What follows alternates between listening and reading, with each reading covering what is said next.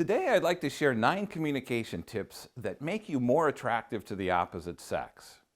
Great relationships require great communication, and great communication is about more than just talking.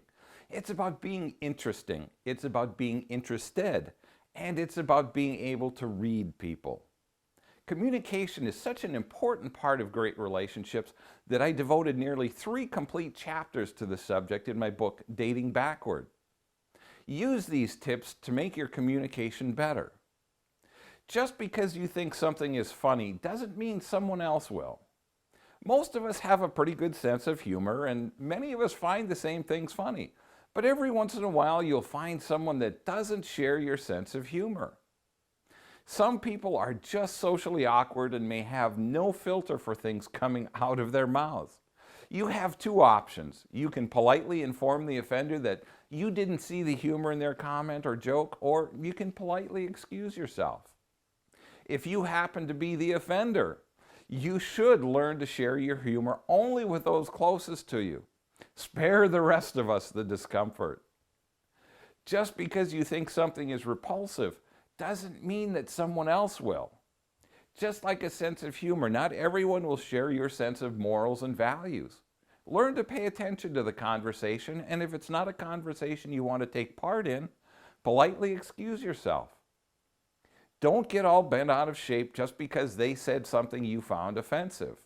I could be offended every day by people that disagree with me. However, I choose not to let them live rent-free in my head. If they are offensive enough to you, then it's your responsibility to distance yourself from them, if not completely remove them from your life.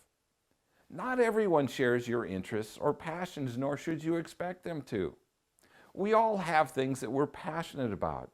Some things have more universal interest than others.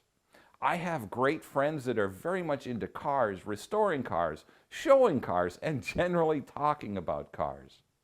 I'm not one of them, though, just as I'm not that much into sports. I can talk semi-intelligently about many things, including cars and sports. However, if I'm with someone that is very passionate about something, I'll spend my time listening and learning. Does that mean you have to become passionate about it too? No. Just be a good listener and maybe learn a thing or two. Recognize when people are continually distracted during your conversation. They're not interested in what you have to say.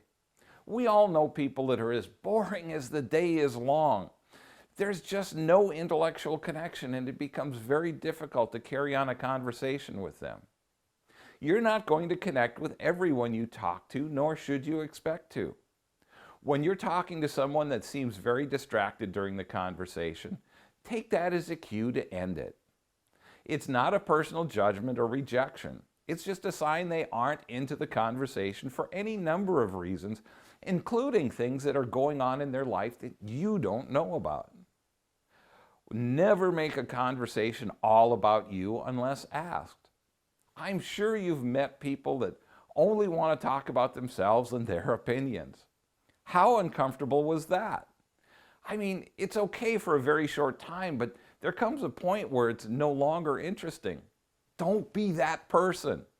If you really want to connect with others, learn to ask open-ended questions and get them to talk about themselves. Everyone likes to talk about themselves, at least a little bit. And the only way to get to know them is to ask good questions. Spend more time listening than talking. Being a great listener makes you interesting and attractive to others.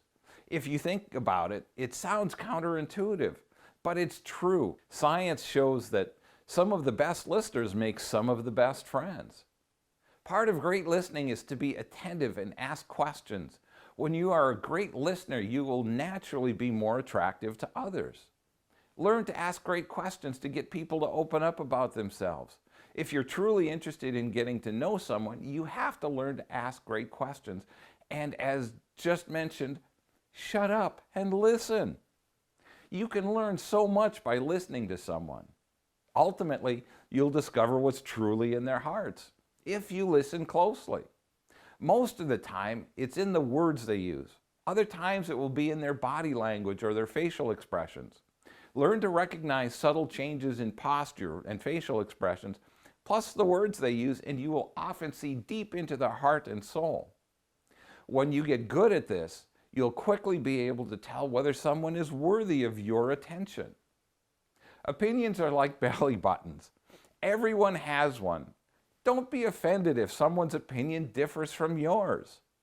We are living in an ultra-sensitive society right now. Everyone is offended by something.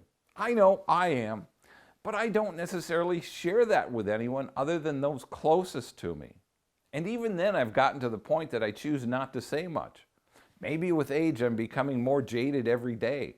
I've reached a point in my life that you have my permission to disagree with me. Always be open to learning new things.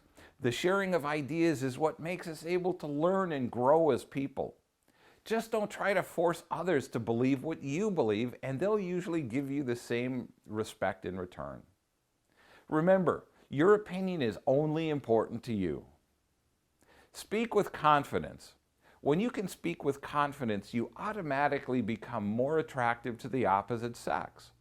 I'm not talking about bragging and egocentric conversations. I'm talking about losing the shyness so many people display. When you're afraid to talk or are very quiet when you speak, you're telling the world you don't want to be heard. That may be okay for a while, but it makes dating much harder because you're subliminally telling people you don't have anything worthy to share or that you're not good enough. And of course, that's just not true. You are valuable and you do have something to offer. Today, I hope I'll inspire you to think about how you communicate with others. Take this as a challenge. Let me know how you're getting better at communicating. Leave me a comment below or drop me an email at rick@ricksoetebier.com. Now, please go to my Facebook page, Rick Soetebier Relationship Coach, and click the like button so that you see my daily tips, insights, and inspirations in your news feed. Then join me on Facebook weekly for Monday Mastery, live at 5, where I talk about whatever's happened over the weekend and how it applies to dating and relationships.